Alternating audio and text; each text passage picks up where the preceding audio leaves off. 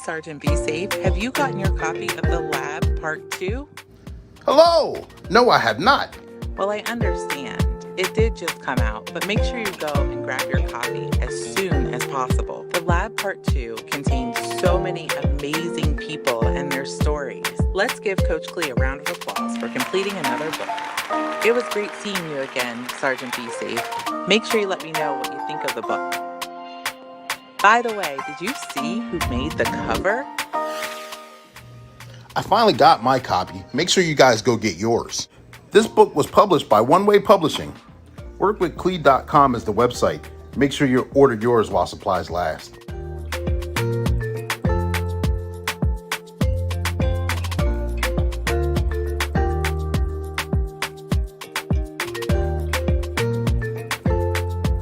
Subscribe now.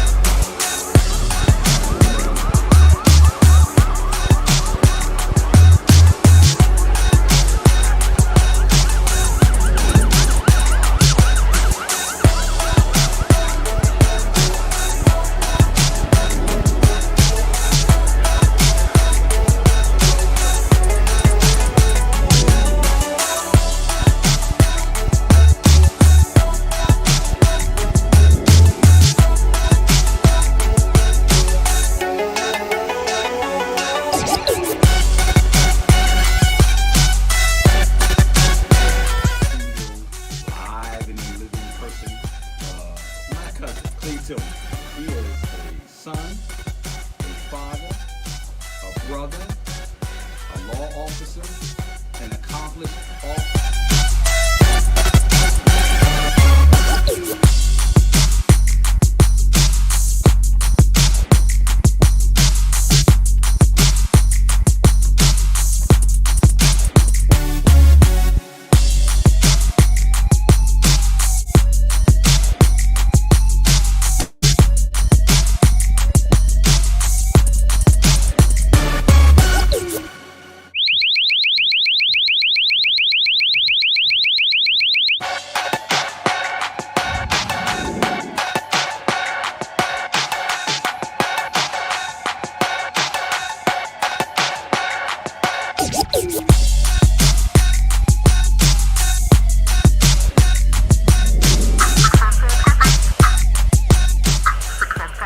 And 4 over and out.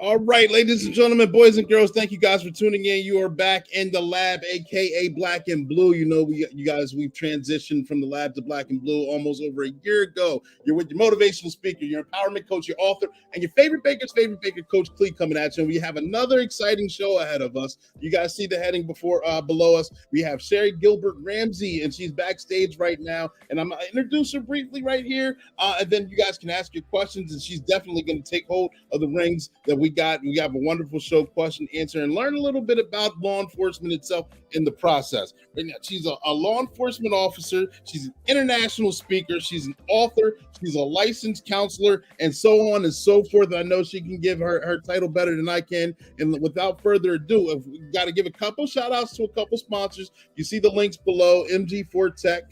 He's in the description below. Make sure you guys shout him out or check out his website. Not right now, but after the live is over, because he does all the things for the website. If you need your website enhanced, if you've got your own page and you need some background, anything, he can take care of that. Also, workwithclee.com, one-way publishing, with sponsors this platform. We're going live on YouTube, Facebook, and LinkedIn. We're on 5 different platforms at the same time, so make sure you guys subscribe to those channels. But One Way Publishing, they can turn your mere thought into a book that's bought. The latest book that's out is behind me right now, The Lab 2, The Completion, which discusses former guests that were on the show of the lab, people who had their own businesses, products, or positive messages. If you're an entrepreneur, if you're a business owner, whatever you're looking for, that it can satisfy your needs. You can learn from the industry's best at hand by getting a copy of that book. Again, that's workwithclee.com. That's in the description field. But without further ado, I'm not going to keep you guys waiting. I'm going to bring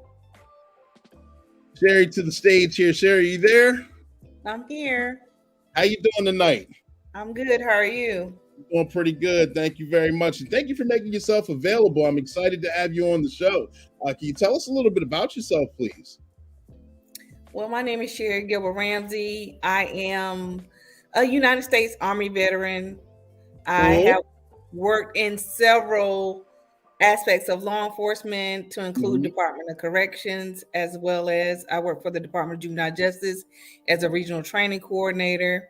I also have been a law enforcement officer, police officer for 24 years. Okay. I've worked just about any part of police work that you can think of, from investigations and undercover, so forth. I am a licensed professional counselor. And I also I'm a corporate trainer, and I also train corporations like how to deal with mental illness and burnout and stress prevention. I also am a critical incident stress manager. Okay. And I'm on a DART team, which is disaster assistance response team. And I go out nationally. If they have a national disaster or anything that happens, then I go support as a mental health responder.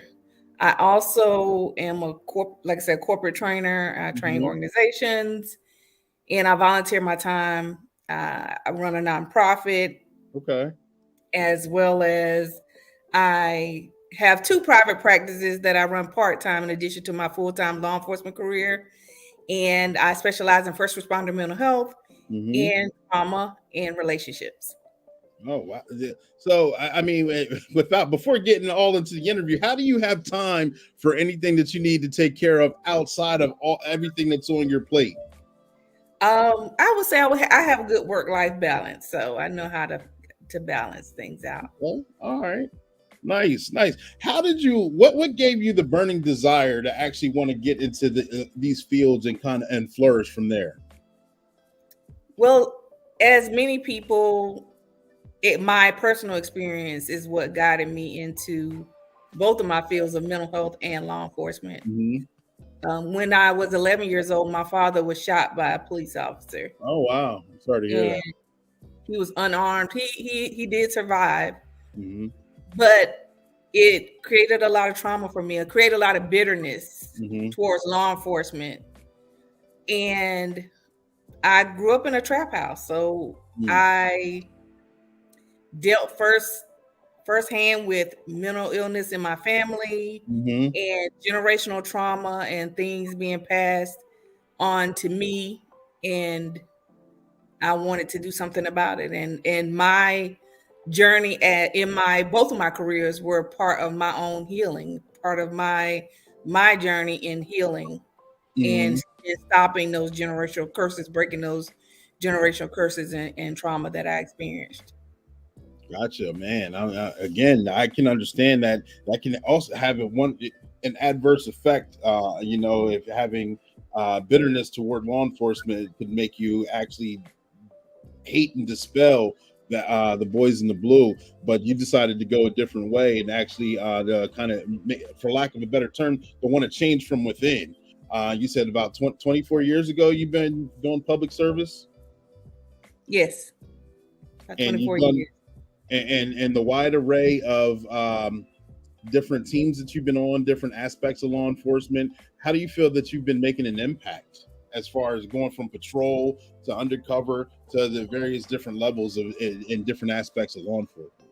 Well, now that I look at my path and things that I have chosen to do with my career, it all makes sense. I remember, I told you I grew up in a trap house. I remember drug squad bursting down my door and coming in my house and threatening to take me away from my mom. And I ended up working undercover after that and becoming a drug agent. So it just came, I did a 360. It just came back around that I wanted to help others and get drugs off the streets. Also, I told you my family has a history of mental illness, and so being a counselor and especially specializing in dual diagnosis, and which includes substance abuse and mental illness, is what I experienced in my family as well. And so seeing those things, wanting to do something about them and not being able to as a child really motivated me as an adult to go along those lines and pick those things in my career field, because I felt kind of helpless as a child. And so that kind of guided me towards both careers. Okay. And before you got the burning desire to actually want to get into law enforcement, did you want to grow up and be something else entirely different than law enforcement and mental health? Well, I could say I wanted to be a teacher. At some point, I wanted to be a teacher, and I actually get to do that as well because I do corporate training. And in addition to working in the schools, I have been a school resource officer before, so I love working with youth. I've also been a school counselor before, and I was a 504 chair, so I also advocated for students with disabilities. So I always saw myself in a school teaching, and I got a chance to do that not only as a officer that taught DARE and GREAT and all the other programs that law enforcement teach in the schools, but as a school resource officer and also as a school counselor, working directly with children. So, Gotcha. And doing all that throughout the course of your career, has there been anyone or any influence of mentor or influencer that has totally impacted you and helped guided you or changed the course of your career that you'd like to give us a shout out to? I would say the biggest person in my life that impacted me was an aunt of mine, and she was an aunt that kind of took me under her wing. She took me to church. She made me go to church every month, every Wednesday, every Sunday. And she was faithful, very religious, and she got me into church. She made sure I had clean clothes and make sure I ate. And at some point in my childhood, when I became kind of rebellious, I actually ended up moving with her. But she always taught me about community service and giving back and helping others.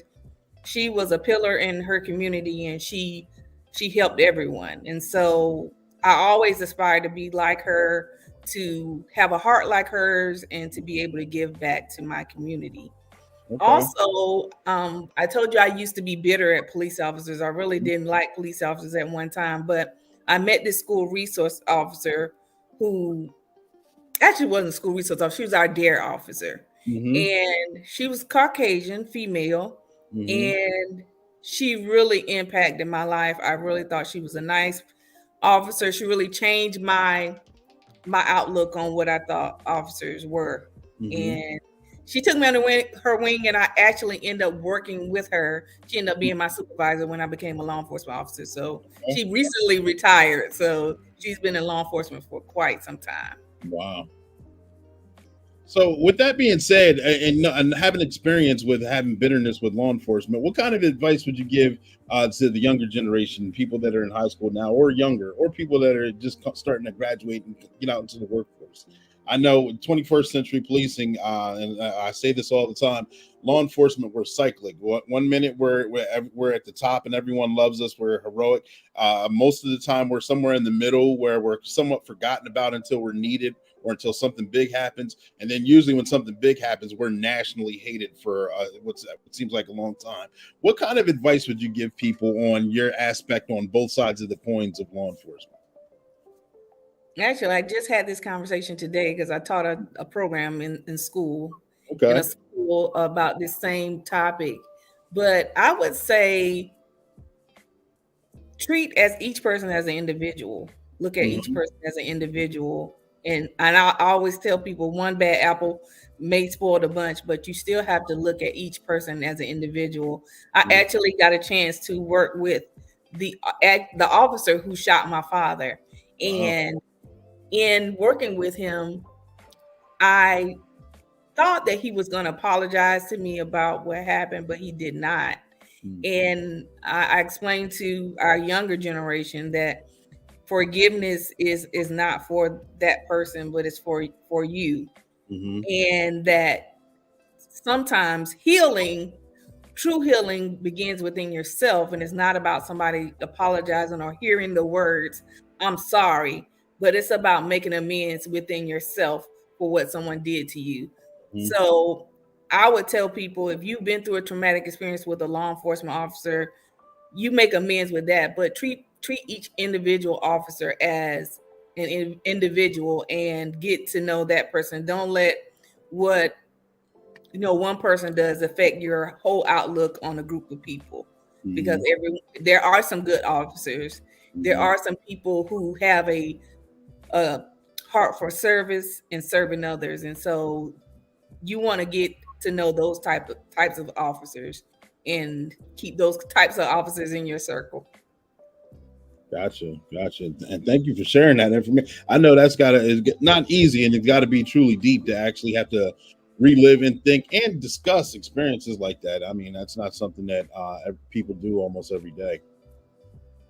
Very difficult, but it was a very, very good experience for me. It made me stronger. So there you go.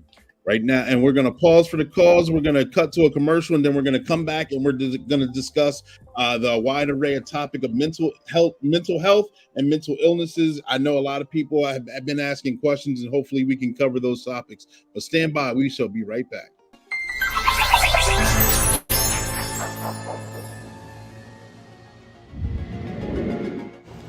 School is officially back in session. So remember, kids, while standing at the bus stop, stay on the sidewalk or someplace out of the way of traffic. And drivers, you may need to leave your house a little earlier to stop for those stop school buses. Hey, watch out! Oh, come on. I'm running late for work. Hey, pull over. You could almost cause an accident, or worse yet, hit a kid running late for the bus stop. So take this as a lesson. If you pass a bus with its flashers on and stop sign out, you'll get pulled over and could lose your license. Well, I'm glad no one got hurt. Unfortunately, I just lost my license for a while. And that's your tip of the day from Sergeant BC. Subscribe now.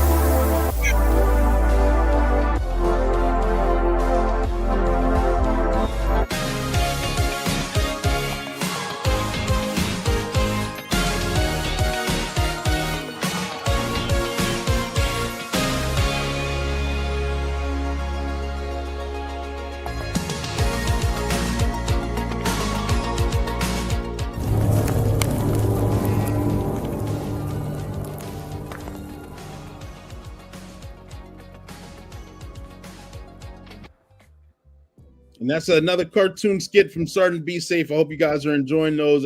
Those get uploaded on the YouTube page daily. So make sure you guys check those out. There was a new one that was put up there earlier this afternoon.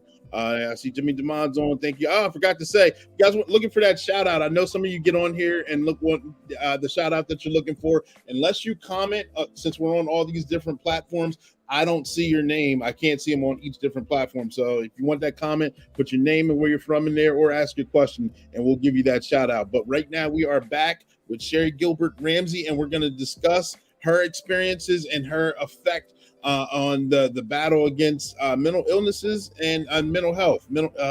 Sherrie, you still there? I'm here. Sherrie, how you doing? All right.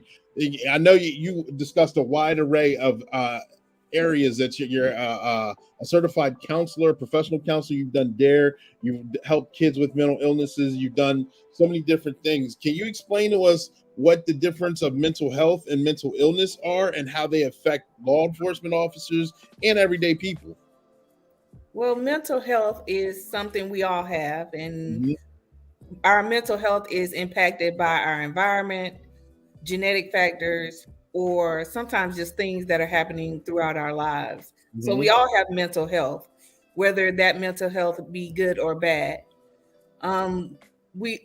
Mental illness are disorders that we experience based upon how our mental health is affecting us. And so it's important to know that mental health in general is about our wellness. It's a assessment of our wellness, whether we have good mental health or whether our mental health may need to seek help or need medication or other things. But mental illness are actual disorders that we experience based upon our mental health.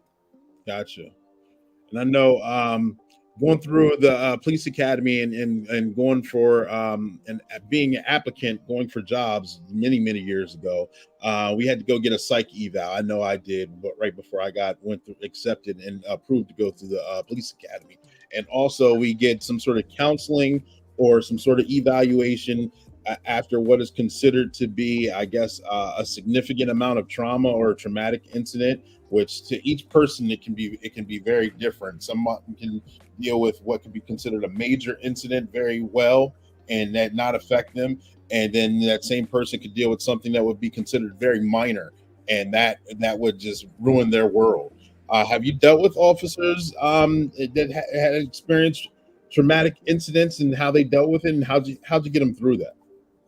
If so. Well, first of all, the reason why you may experience two people may experience the same thing, but it may affect them in different ways. First of all, is how they watch their parents deal with those same issues, whether or not they've built what we call resilience and they've got through those same issues before. It also has a lot to do with genetics. In our environment, we have something what we call cumulative stress that happens when we have little stressors that occur over a period of time that we don't deal with. And when we don't deal with cumulative stress, it can be very traumatic for us, and it can cause us to exhibit different mental illnesses or symptoms of mental illness based upon our ability to not cope or utilize skills that we may have within us, but we just are not able to tap into because we've allowed that stress to build up over time. Gotcha. And dealing with anyone, without giving any names or incidents, have you helped anyone in the profession through any incidents?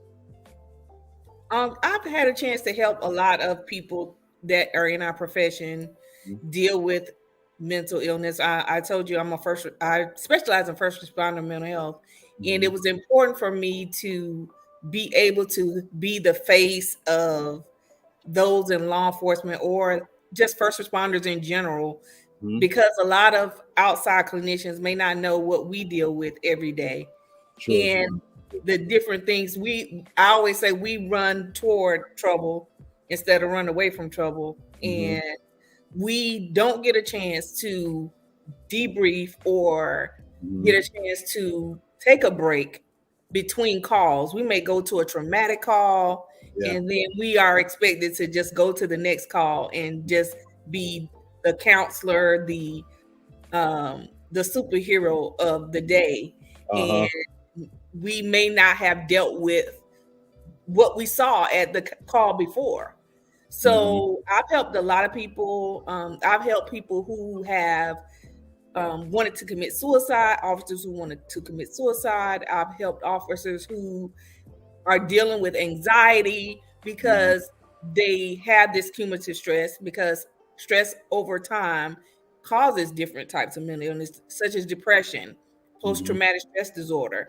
We experience vicarious trauma, which is secondary trauma, where we're actually seeing victims of different crimes and we're taking those things home with us. And so when we're not able to deal with those things or talk to someone about those things and process them, it can affect our mental health in the long run.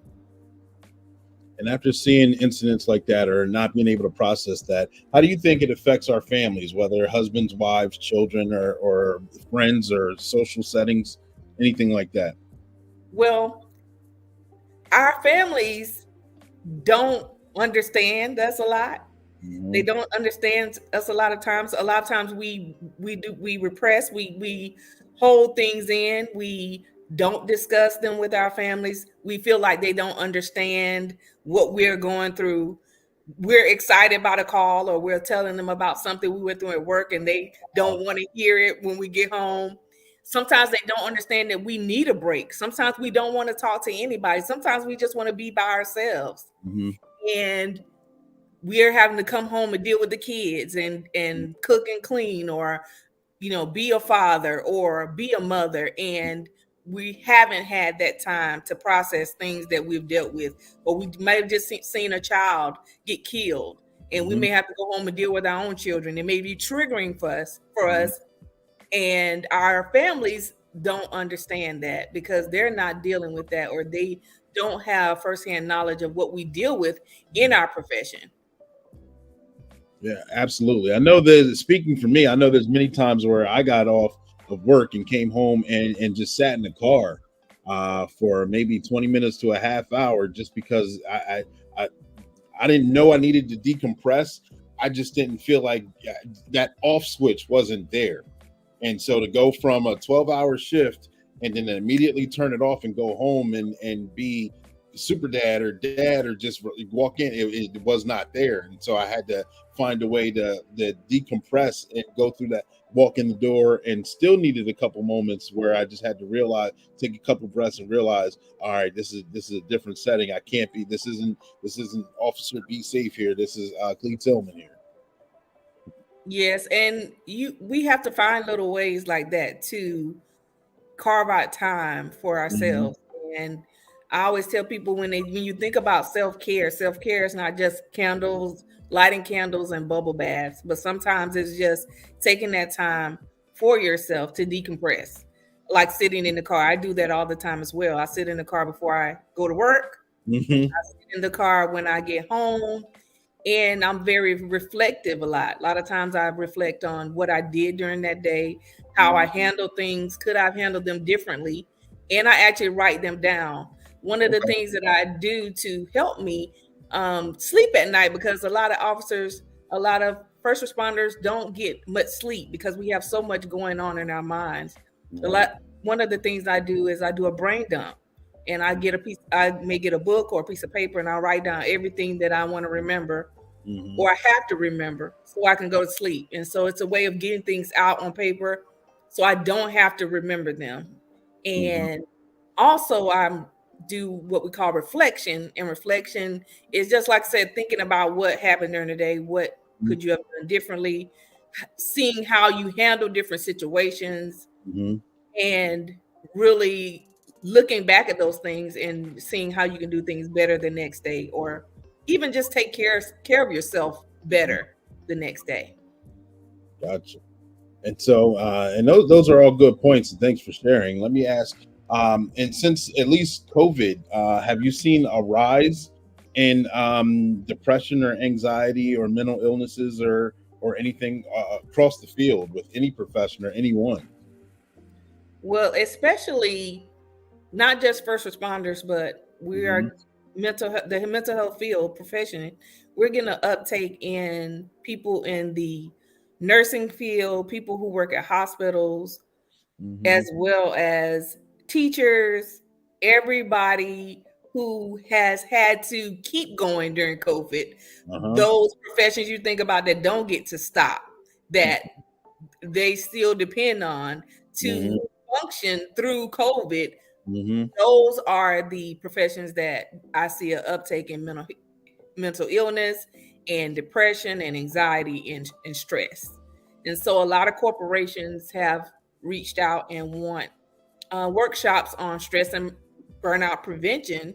And a lot of corporations are kudos, I applaud them, because they're now taking seriously mental health and the fact that their employees need some type of guidance, some type of coping skills. They need things that they can, hold on to, things that they can grasp to help them through not only through the day, but through their personal lives as well. So EAP programs are really booming right now. People are really taking advantage of employee assistance programs, and I applaud all of the corporations, not just first responders, but especially those, like I said, doctors, nurses, teachers, all of those professions are really taking a hit right now dealing with mental illness. Right. And like you said, you're a corporate trainer.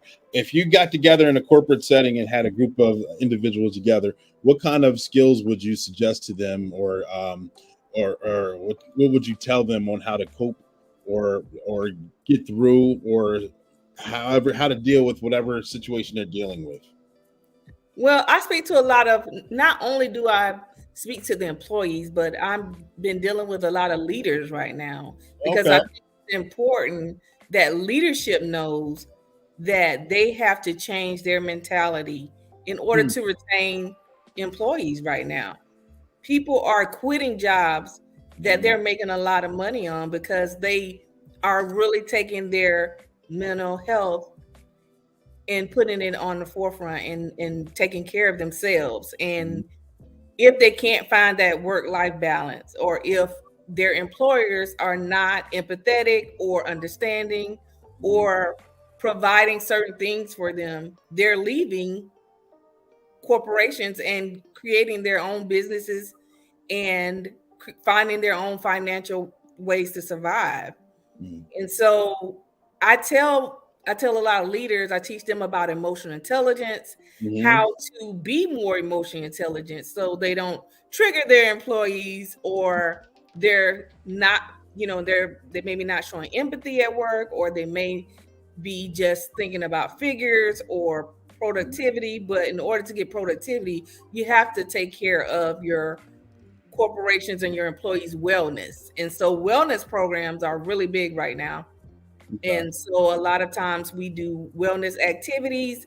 I also do teach them about journaling, like some of the things I just told you about: brain dumping, reflection, setting intentions for the day. I teach them about being having gratitude, looking at the good things instead of the bad things. So it's a corporation as a whole. It's not just changing employees, but it's also helping the leaders better understand their employees and how they can support their employees during this difficult time. And so, how have you seen a amazing effect on retention on individuals that you may have counseled with or talked with, employees and corporate leaders? I'm seeing a dramatic change in the way corporations are reaching out to their employees. I had a corporate training not too long ago where I went in, they had a DJ. When I walked in, they had a DJ playing. I mean, they had a art program going on. They hired an artist to come in and do painting, and everyone got journals. They had an all-day team building exercises where I got to speak to them and teach them about emotional intelligence, and also teach them about stress and burnout prevention. We did what we call branding sessions, where we talked about building a better brand, being more communicating better. Communication is a big thing right now, being more transparent, being more collaborative, and what that looks like today, because it looks different than it used to look. And so we discuss those kind of things. So I just have tried a different array of things with different corporations, and they have really been working hard at employee retention. Okay. And so I know you, like you said, you've done speaking internationally. Is that normally the topics that you discuss when you do your speaking engagements, or are they on mental health, or are they on anything law enforcement, or is it like a combination?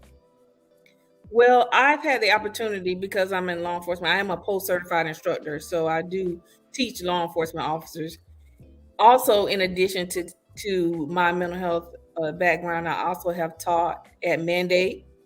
I have taught criminal justice. I've taught search and seizure. I've taught at colleges before. I've been an adjunct professor as well. So I've really been trying to get in spaces where I can teach early on in our law enforcement career, like Mandate, because they need to know about emotional intelligence.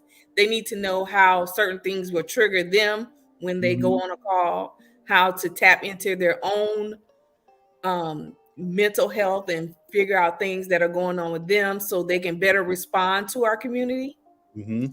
And I've been teaching about not just mental health, but teaching how to deal with the mentally ill as a law enforcement officer, and how to respond to those who may have mental illness.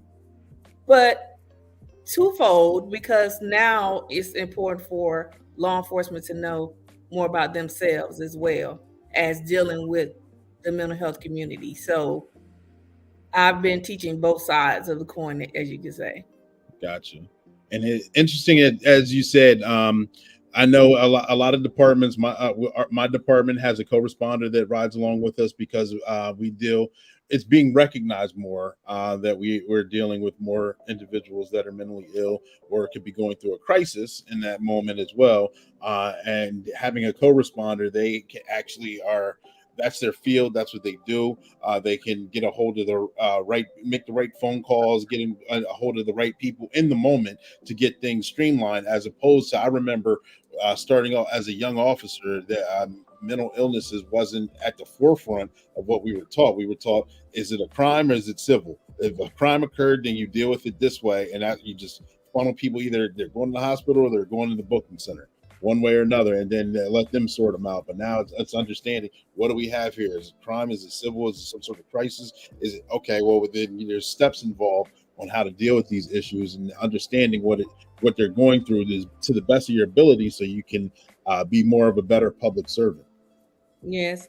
So I specialize in critical incident stress, and so corporations may not call me just for a workshop or to provide training, but they may call me in because there's an incident that happened and they need someone to help the employees process what happened, whether it be a traumatic incident, or maybe an employee passed, or maybe someone got laid off, or they're making changes within the company. So a lot of times I get called out to do things like that, as well as explain to the employees different processes that are about to occur, kind of process with them how they feel about things, and provide them with ongoing support and resources, and kind of guide them towards their employee assistance program if they need additional resources as well. Gotcha. My mental health is important in every career and aspect of life. We spend a lot of time nowadays talking about it in the military. A friend of mine, yes, he's in the Army. Shout out. I know. Where were you when I had a couple Marines on the show, and they were devil dogging me, but it's all right. We're not going to bring them up. That was a couple weeks ago. But yeah, he's very right. The military, they're discussing it, and it's a way of life. It's something that's being dealt with on a lot of occupations, first responders, military, anything like that. I'm glad they're doing that. When I was in the military, they had nothing like that. They weren't dealing with mental health. And as a matter of fact, I remember going to the hospital a couple times myself for what I thought was a physical disorder, and come to find out it was related to stress. And so they would send me to someone to talk about stress, but they never called it mental health, or they just said you're suffering from stress. And so we talked about different things, but they didn't deal with it like they deal with it now. I know once I left the military, they had those cards that you can stress card, yeah. Yes, you can give when you get stressed out and stuff like that. They didn't have that kind of thing when I was in the military. They didn't have it when I was in either.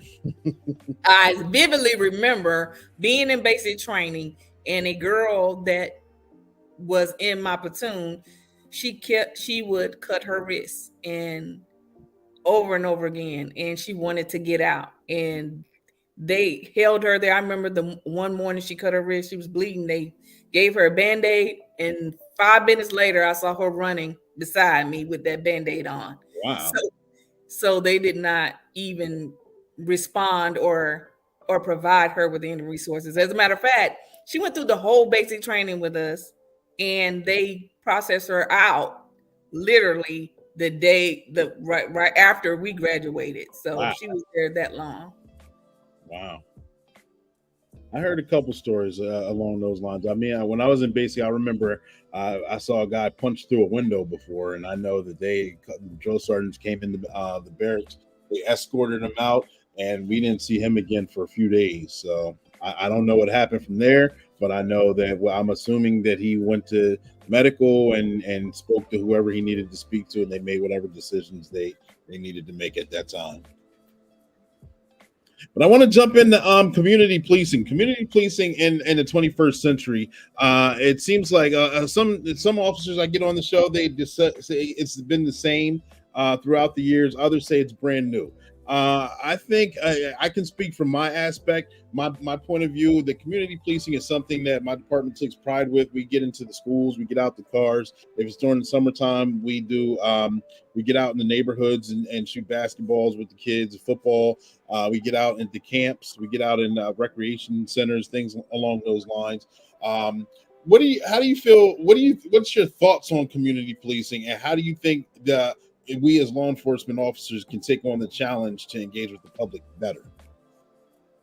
Well, we have to change the way we're connecting with the community. First of all, we have to do more problem solving, and we need the community in order to solve a lot of problems. We have to foster an atmosphere of trust because of the things that they've seen on TV and social media and media.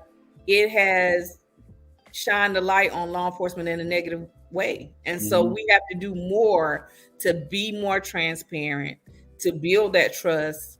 And a lot of that comes with training and education of our officers on how to deal with certain communities that they may not have dealt with or may not have had training to deal with before. Technology is a big part of dealing with the community now. If you don't have social media, if you're not social media savvy, I'm the social media manager for our department right now, and I don't know a lot about social media at all, but I can tell you that you have to watch what you say. You have to be transparent in order to be able to connect with the community now. They have Ring cameras now. They have the Nextdoor apps, Flock cameras. They have so much technology. And if you're not technology savvy, you won't be able to connect with the community. And so a lot of our older officers, they pass things on to younger officers because they don't know a lot about technology. And you have to know about it now to be a community agency that is even talking about community policing, because if you can't connect socially, you're going to lose a lot of our audience, especially our younger audience. I agree. I see Maurice Heat Titus. He's on there. Nowadays, community policing is definitely needed. And like you were saying, he's saying, I agree. I mean, in America, I see America. He's talking about preach. Yes, absolutely. I know getting out in the public, so many things are done. For one, engaging with the youth is fun. Getting to know them is fun because I know I was some of you already know I was a midget football coach for years, and a lot of the kids who I coached did not know that I was actually a police officer during the day and I was coach at night. And then now that they're getting there, they feel more. They still call me Coach Clee or whatever, or hey, what's up, Coach? Before they acknowledge me and see me in uniform as a police officer, and the interactions are it's still fun. The interactions are very beneficial, and I know I can connect with them on a different level because I've known them since they were maybe 5-6 years old, all the way at now that they're 17, 18 and moving on. It's okay, I understand. I see how the public seeing how police officers are, but Coach Clee, you're not like that. And I see the guys that you bring into school with you, they're not exactly like that either. So it gives them more of an open mind. It does. And with TikTok and all these other things, you have to be on those things to connect with the youth now. So I would say the biggest thing is technology in community policing, adding that to it. All the other things that we used to do in community policing, getting out, walking the beat, all those things are still good as well. But a lot of people aren't coming out because of COVID and all the other things that are going on. And so in order to connect with those people, you have to go through technology. It's going to be a big part of connecting with the community. So connecting with the community and policing, what would you say? Like you said, you see a lot of corporations, you're dealing with retention when you do corporate functions, corporate trainings. What would you suggest how we attack the challenges on recruitment and finding qualified applicants? I know a lot of departments here in Pennsylvania have the application process. You maybe get 500 applicants. It had dropped to 100, and now it's dropping to 50. How do you find qualified applicants? And again, retaining the seasoned officers that had already worked through the COVID nonstop, and now they're experiencing the burnout, like you said earlier. Well, in order to recruit and retain, the first thing you must do is you must be a corporation or agency that's big on work-life balance. People are really taking care of themselves now, and they don't want jobs that they don't want to go to. And so you have to make it appealing to come to work. You're going to have to give them something to come to work because people just don't want to work like they used to. So you got to give them something. And so work-life balance is very important to people now. Compensation packages, they need to include things that are beneficial for people's families now. And so if they have compensation packages that are lucrative and that includes things for their families, like EAP counseling and healthcare and different things like that, then those kind of things go a long way. But most importantly, you got to have leadership now that is flexible, because we have people now that want leadership that's empathetic, leadership that cares about them. They want to know that they're not just a number, that their job is behind them. And so they have the peer programs now. That's very big. If you have a peer program, because a lot of people don't trust counselors, because a lot of counselors don't know anything about law enforcement at all. Right. So they developed the peer programs. And so that's been very helpful. And now they have family peer programs, because in order to retain employees, you got to give their families something as well. They need to be able to stay a family unit. And so a lot of agencies now have created family peer programs as well. And of course, recognition, recognizing those officers who've been in the trenches, who have put in the work, and by promoting them or giving them growth within the company. So that's going to be big on retaining employees, is a benefit package that has all those things. And so anyone that what would you say to someone thinking about getting in the career? Again, we're going back to the youth again, who they're looking at the job and they're seeing that right now, I don't know. I don't feel like going to work and being stressed out and having people cuss me out all day long. I always wanted to be a cop up until 2019, and now 2019 hit, and I changed my mind. What advice would you give them as well?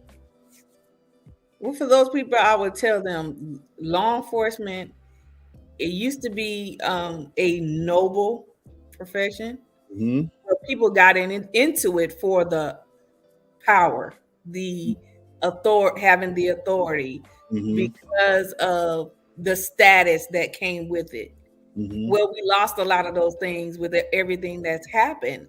And so if you're going to come into this profession, I would definitely say you have to have a servant's heart. Oh, yeah. You have to have a heart for service. And you have to be able to relinquish your power, because the power is with the community now. We don't have the power that we used to. And so you have to be able to relinquish that power in order to be successful in this job field, because if you don't, you get caught up in situations like we see on TV where officers are getting arrested for using excessive force or things like that. So you have to come in this profession humble, with integrity and a servant's heart. Right. I like that. I like, get into this profession, get it with the mindset that you want to help people, and you want to treat people like you would want someone to treat your favorite family member, whoever that may be. You want, if your family member gets in trouble or is broke down by the side of the road or whatever crisis they have, they don't interact with law enforcement every single day, but that moment you want them to have to deal with that person in that moment, and it be a pleasurable or decent experience where they're treated like a human being. That's the kind of mindset you want to come into this profession with. Most definitely. Yeah. We're going to take another pause for the cause right now. Stand by. Sergeant Be Safe has something to say.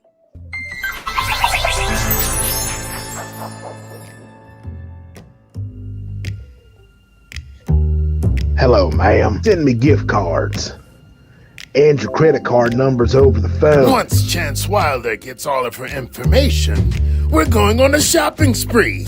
I'm talking Gucci, Fendi, and Prada. I'll send the police to your house. You mean to tell me that if I don't send you my credit card numbers over the phone, you're gonna come to my house and arrest me? Absolutely. I love shopping on Amazon Prime, especially when everything is free 99. I can't believe people are so gullible. Sergeant Be Safe, you're right on time. Can you help me? I sure can. Hello, Wild Chance. Oh no, Sergeant Right. Be Safe. Never give out any credit card information over the phone. I can't believe you led Be Safe right to us. Run, you fool. Me? It isn't my fault. It was your idea. You're caught and going back to jail. Remember, folks, don't buy gift cards and give that or credit card information over the phone, especially to a stranger. It could be Chance Wilder and his partner getting ready to rob you blind.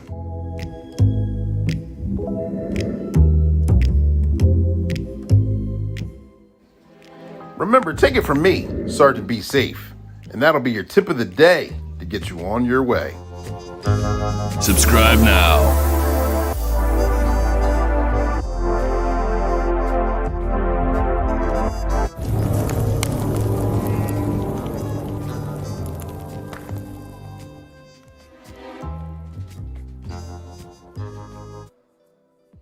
All right, ladies and gentlemen, boys and girls, I hope you like that word from Sergeant Be Safe, which is sponsored by One Way Publishing. We've been live. We've been having a wonderful interview. We got Sherrie, Gilbert, Ramsey backstage right now. We talked about mental health, mental illnesses. We talked about recruitment and retention. We talked about law enforcement in the way it was, the way it currently is, and different challenges that we face while we're doing community policing. We got to get a little bit of her background as she discussed how she's been in the law enforcement arena for 24 years now, and other speaking engagements and other aspects of law enforcement that she's gotten to take a hold of and help people and help the public with doing so. Sherrie, you still here? I'm here. There we go. Sherrie, we had a wonderful interview, and through the course of conversation, I may have forgot to ask a question, or we may have actually jogged your memory. Is there anything else that you would like to say to us right now? The floor is yours. Not really. I I think I forgot to tell you what I do at my department. I think I Okay. did. Well, I am a staff sergeant, and I am the community affairs coordinator of my department. Okay. And in my position, I hope to help decriminalize mental illness Mm-hmm. by creating different programs where people who do suffer from mental illness or do have been diagnosed with mental illness are able to learn more about their illness and how they can take better care of themselves, and in turn help officers understand that most of the things that happen with people who are mentally ill happens as a result of their mental illness. Also, I Mm-hmm. hope to help start officer wellness programs and just help people in our profession um, normalize mental illness and normalize checking in with a licensed clinician, whether Mm-hmm. that be a LPC or a psychologist or a psychotherapist. Um, in my department, I would like to normalize check-ins, not just when you get hired, not just like assessment when you get hired, but regular check-ins to check in to see how you're doing throughout your journey and your career, not just when you get hired. So Right. those are some of the things I would like to help with in our profession. Mm-hmm. Also, I volunteer with NAMI, which is a National Alliance of Mental Illness, to Okay. train officers on crisis intervention, and also just provide more training for officers that are interested in learning more about mental illness and how they can use it in their field. How can they use their skills in their field to help people who are mentally ill? So Mm-hmm. those are some things that I want to do in this profession. I like that. I think that'll be very beneficial. You hit on some good topics. One last question though: if you in about 3 to 5 years, what would you say you would like your goals to be? Just in the things that you explained, where would you like to see that has accomplished? I know that the things that you're striving for. What would you like to have accomplished by then? 3 to 5 years, I want to either. I have several aspirations. One of the things that I would hope would happen is maybe I could be a chief Okay. or and run a different type of police department that Mm-hmm. focuses on officer wellness and has a huge wellness facility for our officers. There are a lot of grants out there right now. I Mm-hmm. know there are a lot of departments that are really jumping on the mental health, mental wellness bandwagon right now because there are grants out there. So either that or just expanding, and also expanding my part-time practice Mm-hmm. that includes first responders to actually help train peers and peer programs, and help families also who of officers who may have mental illness. So those are some of the things that I would like to see done, and just to educate as many people out there as possible about mental illness and normalize it and help break down that stigma. Gotcha. Those are good aspirations. I hope that we stay connected and I get to watch you flourish and thrive as you make those dreams come true. Not only making those dreams come true, well, that I know you'll be excited and happy about that, but I know you'll also be effective in affecting the lives of people who don't or may not actually understand or even appreciate it in the moment. Thank you. You're welcome. You're welcome. And thank you for coming on the show. I appreciate you sacrificing your time to be interviewed. I know it's not always the best and most fun thing to do, but I do feel it's necessary. I do feel I love this platform for the simple fact that we go live weekly with a different individual in this occupation, and we get to see different aspects on both sides of the coin like we talk about. And I appreciate you donating your time and sharing your story and your experiences with us. Thank you for having me. Absolutely, absolutely. You guys tune in. Stick around. We got one more from Sergeant B. Said, keep up the good work from Kimberly Ray. Thank you, thank you. One more from Sir and Be Safe, and we will see you live next week. You guys stay tuned and have a good one. We love you.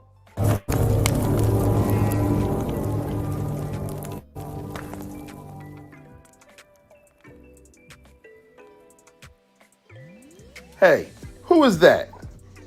I see you there sneaking around. Oh no! What were you doing behind that building? I was sneaking around. Sneaking around, huh? What's your name? Haven't I seen you before? My name is Bubba Bigfoot. Do you mind taking your mask off? Aha! Just what I thought. I knew it was you, Chance Wilder. You shouldn't lie and give a fake name to the police. Now I'm gonna have to take you in. I'm caught again. I'm glad it wasn't me this time. It would have been a real bummer. You should always be honest, upfront, and courteous when dealing with the police. Otherwise, it causes all sorts of other problems. Wild Chance is back off to jail. Film pack.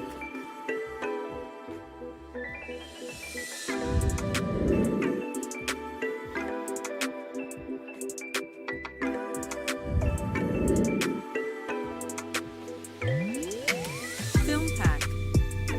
Subscribe now.